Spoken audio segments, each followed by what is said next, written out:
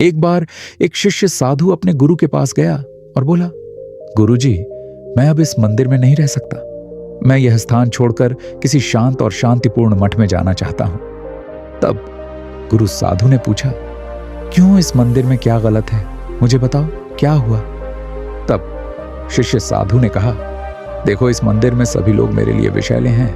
इस मंदिर में कुछ साधु हैं जो बहुत ज्यादा राजनीति में हैं, और कुछ अन्य साधु हैं जो हमेशा मेरे और दूसरों के बारे में नकारात्मक बातें करते हैं, और कुछ अन्य ऐसे हैं जो अपना पूरा दिन कुछ नहीं करते सिवाय गपशप करने में बिताते हैं। मुझे नहीं लगता कि मैं इस मंदिर में अपने आध्यात्मिक जीवन का अभ्यास कर सकता हूं। कृपया मुझे एक शांत और शांतिपूर्ण मठ में जाने दो, जहां मेरे आसपास कोई विषैले लोग न हों। तब गुरु साधु ने कहा, ठीक है, मैं तुम्हें जाने देता हूं, लेकिन जाने से पहले तुम्हें एक आखिरी बार मुझ पर एक एहसान करना होगा। तब शिष्य साधु ने कहा, मुझे बताओ गुरुजी, मैं आपके लिए क्या करूं? तब गुरु साधु ने एक चम्मच पानी लिया और शिष्य साधु को दिया।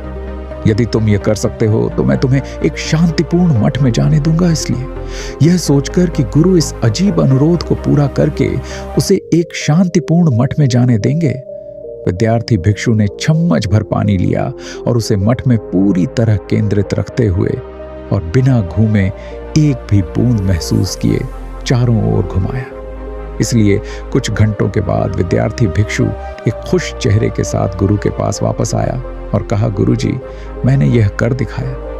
मैंने इस चम्मच भर पानी को मठ में चारों ओर घुमाया, यहां तक कि इससे एक बूंद भी नहीं गिरी। इसलिए अब मुझे एक शांतिपूर्ण मठ में जाने दो।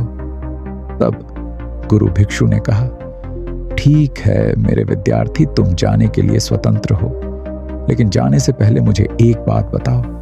जब तुम मठ में चम्मच भर पानी ले जा रहे थे, क्या तुमने किसी भिक्षु को राजनीति के बारे में बात करते सुना? क्या तुमने किसी एमएस को अन्य लोगों के बारे में गपशप करते सुना? क्या तुमने किसी भिक्षु को तुम्हारे बारे में नकारात्मक बातें करते सुना? तब विद्यार्थी भिक्षु ने कहा, आपके पास अपने आसपास की दूसरी नेगेटिव आवाजों को सुनने का समय नहीं है।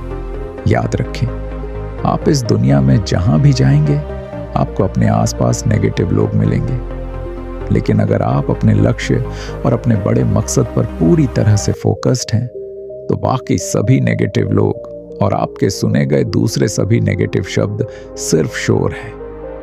देवियों और सज्जनों, यह सब इस बारे में है कि हम अपनी जिंदगी में किस पर फोकस करते हैं। जितना ज्यादा हम दूसरे लोगों के बर्ताव, दूसरे लोगों की बातें, दूसरे लोगों की जिंदगी पर फोकस करेंगे, हमारे आसपास बहुत से टॉक्सिक लोग होंगे। लेकिन अगर हम खुद पर, अपने लक्ष्यों, अपने मकसद पर फोकस्ड हैं तो वो सारी नेगेटिव बातें सिर्फ शोर बन जाएंगी।